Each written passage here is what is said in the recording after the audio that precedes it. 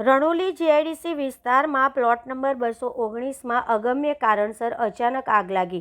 ઘટનાની જાણ થતાં જ ફાયર બ્રિગેડની ટીમ તાત્કાલિક ઘટના સ્થળ પર પહોંચી આગ ઉપર કાબૂ મેળવવા માટે કામગીરી શરૂ કરી હતી.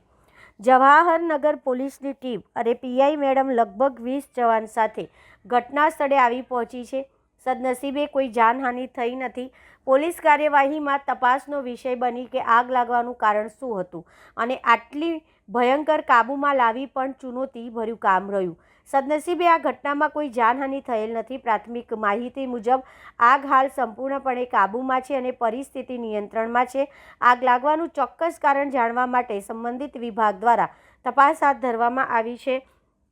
ઘટનાના કારણે આસપાસના વિસ્તારમાં થોડીવાર માટે અફરાતફરીનો માહોલ સર્જાયો હતો, પરંતુ હવે પરિસ્થિતિ સામાન્ય બની રહી છે. ફાયરની ગાડીઓ આગ ઓલવવાનો પ્રયત્ન કરી રહી છે.